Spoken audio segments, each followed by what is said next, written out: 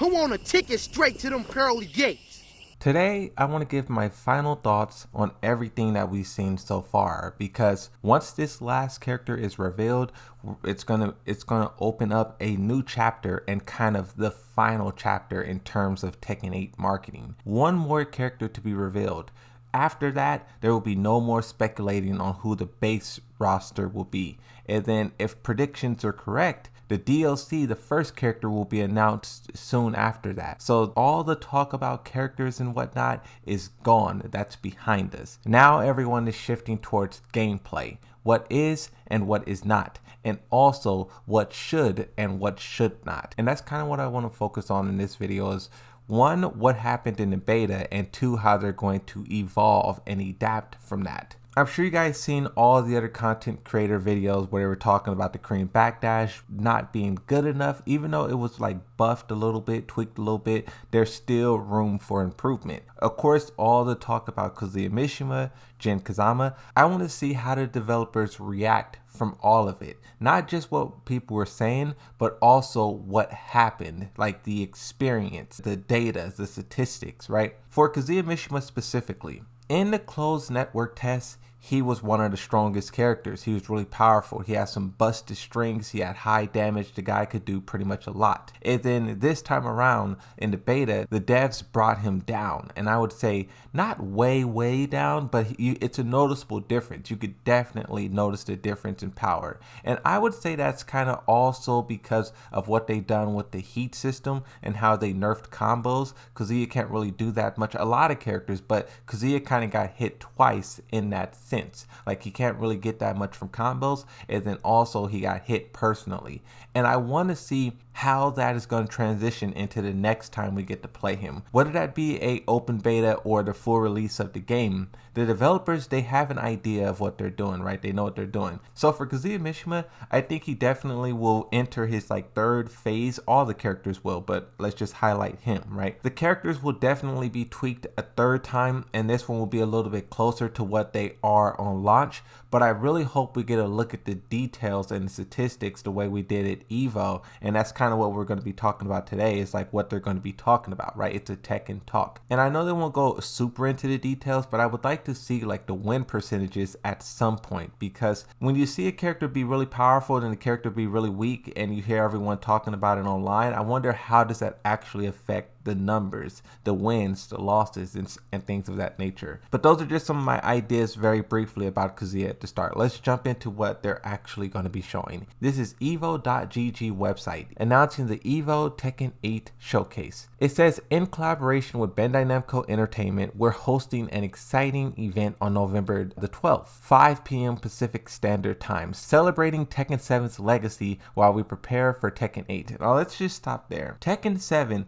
is pretty much over now. The Tekken World Tour, all of the tournaments and whatnot is done. Now you just have the finals. You can no longer qualify for this or qualify. It's over at that point. You say what you will about Tekken 7 and what it didn't do and how, you know, cheaters and Wi-Fi and all this stuff, right? I just try to remember what Tekken was like before Tekken 7 and what it's like now. And for that, I'm grateful for what Tekken 7 has done, and now it's just up to Tekken 8 to carry the torch. It's going to be interesting to see what all they show and say about Tekken 7, because there's a lot they could say. There's a lot they could show.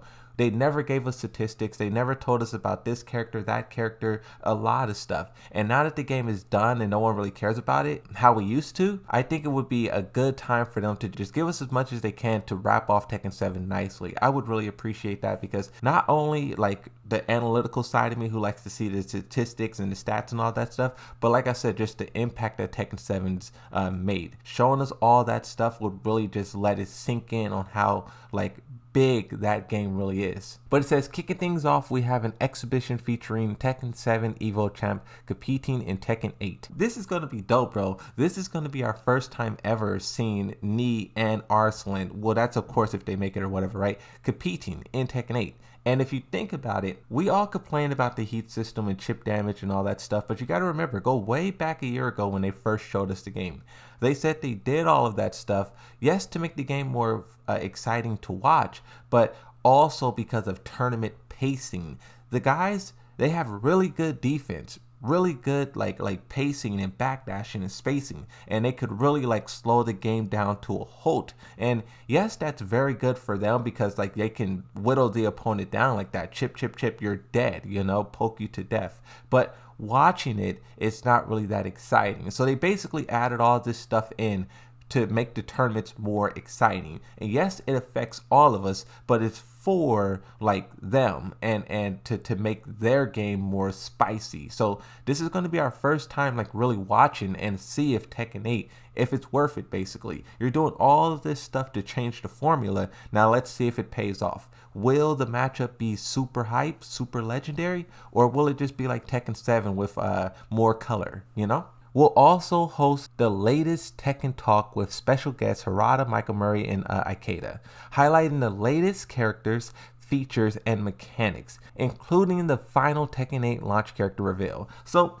highlighting the latest characters. This could be talking about Yoshimitsu, Dragunov, Steve, Panda, Deviljin, Zafina, Shahid, all of the characters that we have yet to get individual trailers for. Now, of course, they're not going to drop all of that stuff at once, but I just would like to see something, some kind of gameplay, maybe some kind of special something. But see, Tekken, they never let us down. If you think about what they did at Gamescom, amazing. If you think about what they did, what was the one event that just passed? I can't remember, but they always go above and beyond. So I'm excited for this part.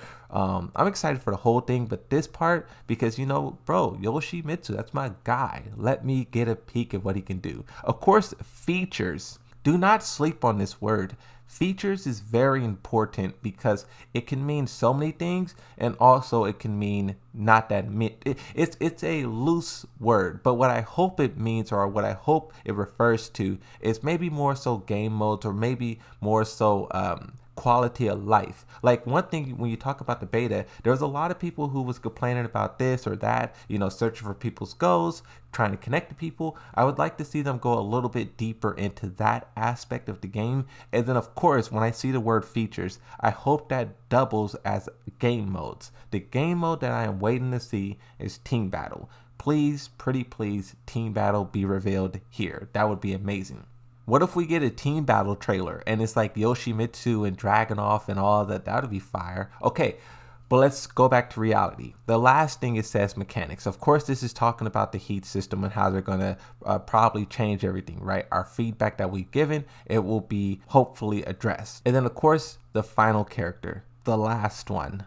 Oh, who could it be? The next paragraph says, the 7 Tekken 7 EVO champions will usher the beginning of Tekken 8 competition through a unique ladder format starting in 2015 and 2016 with Novi versus Saint. They'll be joining Saint, JDCR, Lohai, Book, Knee, Arsenal as we travel through the... Oh, so they'll be paired up against one another. Okay, that's interesting. Paired up by the decades. 2015, 2016, 2017, 2018. Okay, nice. These incredibly talented players have proven their skill time and time again over the years, and we cannot express how excited we are to have them all together to show off Tekken 8. The latter matches will have commentary by the phenomenal Tasty Steve, Bloodhawk, and Just the Spirit. Okay, I don't know who Just the Spirit.